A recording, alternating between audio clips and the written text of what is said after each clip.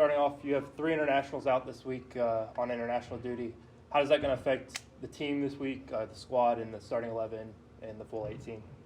Oh, first of all, it's always a privilege. The boys getting to play for the international team. There's very few greater honours in sport. I know all 3 are really excited with different dynamics, so we're excited to watch them play. First and foremost, and get to represent the country is a great honour. For the squad, it's one of those that presents an opportunity for someone else. So Tuesday passed, we got players who got new minutes, the first kind of heavy minutes of the season, and then going into the Saturday now we've got a new group who's ready to fill in those spots. So it's no problem. We'd rather have them here, but we're also very proud of what they're doing. So it's great. And then Ford Parker's he's won Save of the Week. He's been named to Team of the Week 2, and now he's been nominated again for Save of the Week. And Drew Romay keeping a clean sheet in the Open Cup this Tuesday. How important is both of them going forward this season? Yeah, I mean, they're extremely important. I mean, I don't think many teams do anything of notoriety without somebody in goals really, really strong. So it's a foundation. We feel like we've got 2 guys, both guys who, and maybe if they had a bit of luck or something else had moved, they might be applying their trade in the championship right now. But 2 boys we have full trust in. We need them to keep getting better, keep pushing themselves. Jordan Bell's done a terrific job in that front as well. So that department so far is in a really good place, but we need them to keep getting better, keep pushing, keep developing their game, and if they do that, we'll be in an okay place, yeah. And then just talk me through some of your expectations here going to Richmond, first away game of the season. Yeah, look, first of all, it's a great environment to go. Yeah, as a player, you're kind of going into play professionally and you're like, okay, where's the best away games? And I think most of the guys' minds will go to where's the biggest fan base, the Richmond, the Madisons, those types of environments I think are really fruitful places for the players to play. They get to celebrate in goals, they get to hush a crowd, they get to play with that needle that comes with that, and that's what they want to do. They want to play in a bit of a cauldron and then test themselves in that environment, and that's we'll get the chance to do that Saturday, and I think the boys are excited about it. Perfect. Go ahead, Luke. All right, Ian, I obviously wasn't able to make it to the Open Cup game Tuesday. Just kind of give me your thoughts on how you thought you played and what you take away from that performance Tuesday night. I thought we started the game very well. We hit the post very early, then we scored soon after. So I think the first 25 minutes of the game we had clear things that we wanted to address from Saturday and put into place on Tuesday without much ability to scout the opponent. And I thought the guys did a really nice job with that. Thereafter, once we had the kind of result locked, then it's a case of getting guys minutes, pushing them maybe a little bit further than they have to, just to get them up to speed. So you kind of utilise it to advance, but also to kind of give other boys opportunities to develop themselves. So we came out of it in a good place. Always the Open Cup is just about advancing. That's the be-all and end-all. We've been on both sides. We've been the favourite. We've been the underdog. It's always hard to play as the favourite, and it's an extra challenge that goes on you. But I thought the boys adapted well and got the result, obviously. One of the things you mentioned when we talked this past Saturday was that the players love to get the opportunity to play a game, recover a little bit, play another game, recover a little bit. As a coach, how do you deal with having the quick turnaround and not be able to necessarily get the touches in training and any different tactics or anything you're looking to implement between your league games? Yeah, look, you've got a scarcity in time, so then there has to be trade-offs.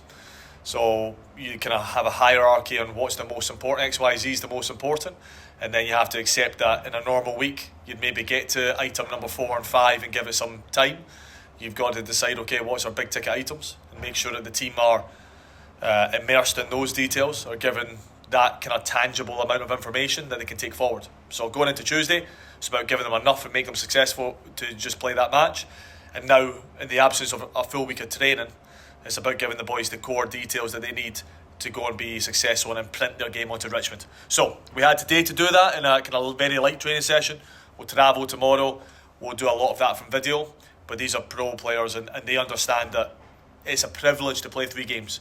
And we want a 3-game week as many times as possible, because that means we're advancing in the Cup, and that means we're adding more games to our overall thing, and that's certainly a positive. Long may that continue. Yeah, and you mentioned the road game. Obviously, I guess you'll have the trip to Huntsville in the preseason. This may be the first professional road game for a lot of your squad. What challenges does that present going into obviously an exciting environment, but still road games different from home game? Yeah, it definitely is a different environment. There's the challenges of travelling, there's the challenges of going to a new environment, but there's also, big opportunities with it. Get on the road, get out of market a wee bit, see a different part of the country. The unity that can derive from bus trips, from spending time in hotels, to eating meals together. There's a lot of good that can come from that. We've been a team that traditionally in the last few years, we've been a very strong team away from home. We've managed to adapt our game quite well in those environments. And I think if we're going to do anything of great notoriety this year, you're going to have to win a lot of home away games again, and hopefully that starts on Saturday. Is there anything you can attribute that road success to? Is there one specific thing, or is it just kind of how it's been happening in the past several years? Look, I think there's an adaptation that the team have done well. I think the club have travelled well. I think the people that work in the operations have managed to keep everything pretty seamless. So I think there's a whole group effort in terms of how we've arrived to these places and the preparation. And then in terms of the tactics that obviously naturally get overlaid onto it, you tend to play against teams who come out of their shell a wee bit more when they play at home, and that provides opportunities for counter-attack, and that provides opportunities for having a bit more of a back and forth game. Often when we play at home, we have the lion's share possession, and the game takes on a different kind of rhythm. So the away game rhythm is a bit more back and forth, and there's transitional opportunities that present themselves from that, as opposed to maybe a wee bit more one way. I'm not saying Madison last week was a very even game, but we tend to play more kind of lopsided in terms of possession games at homes, and that sometimes brings different challenges to the group. So away, transition becomes king, and we've been quite good at it. And then obviously going up to Richmond, facing several players who you've coached or have played for Tormenta previously.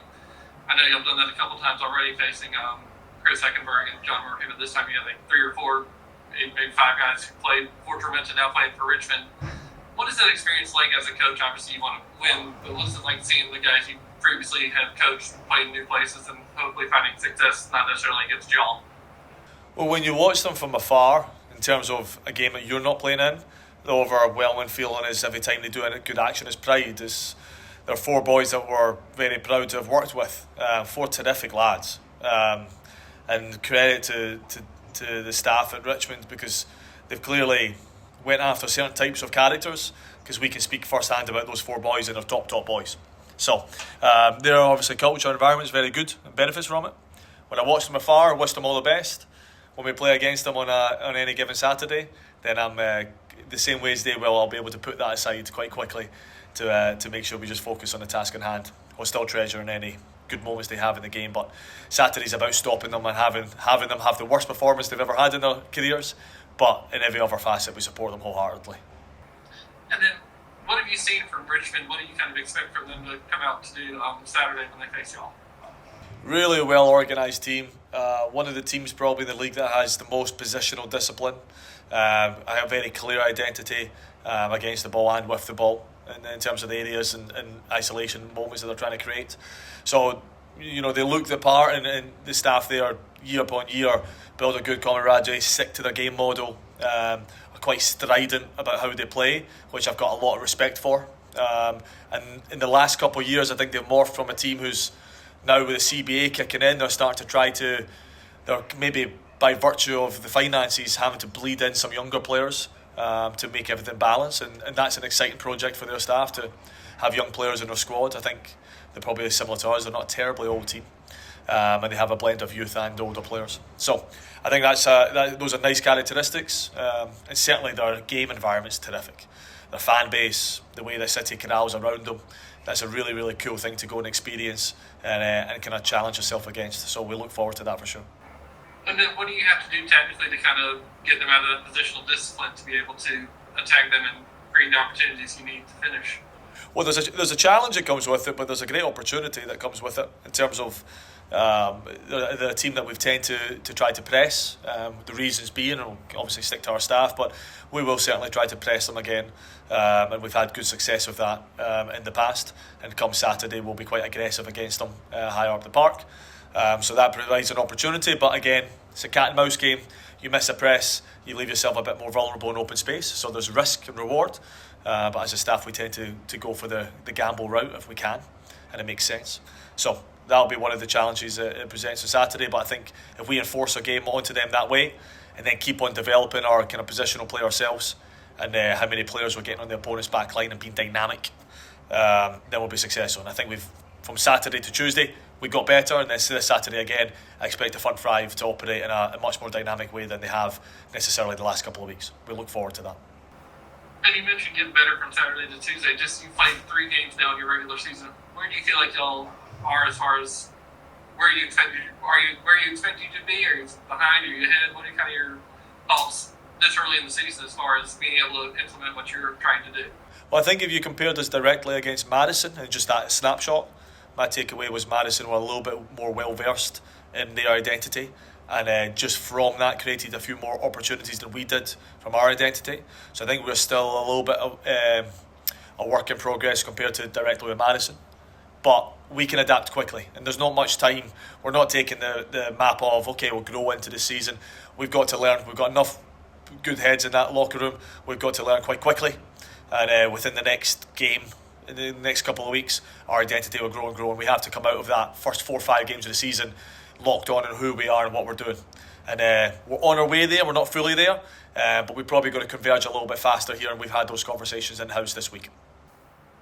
And then has anyone surprised you in a good way as far as their performance the first several games? Has anyone kind of done anything that you're like, I wasn't necessarily expecting them to do that, or is everyone kind of performing kind of at your expectations? I'd never want to speak in language of, they surprised us for the better. You know, we if anything, we have big hopes for each one of our players, and we visualise and see and talk about in the office what their potential is. So it's more about excitement that they're starting to match their potential as opposed to things that necessarily surprise you. A guy like Ajmer, I think, is, if there was to be anything categorised as a surprise, the surprise would be how quickly he's adapted to our environment, having not spent the whole pre-season.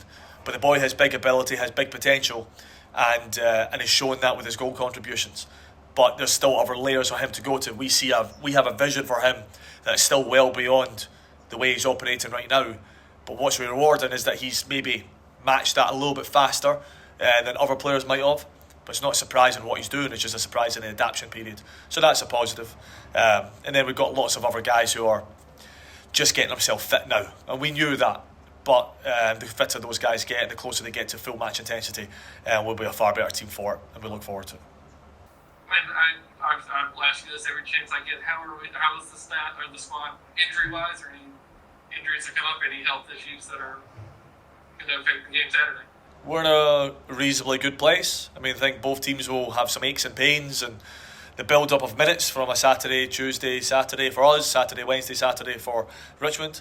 So both teams will be played a wee bit jaded physically, but we've said as a team, and we've said many times, much rather play games midweek than train. You learn so much more from matches. It's another step forward, and I'm glad we have it, and I want as many midweek games as possible. And then injury-wise, we're okay. We have one player who might be an injury risk in the attacking area. We've still doing some work on him to see where he's at. So we might be one attacking player down. Obviously, the boys on international duty make the squad a bit tighter, but as always, that presents new opportunities, new dynamics to the team that we can adjust slightly and still put forward a very commanding and committed group. So we look forward to that.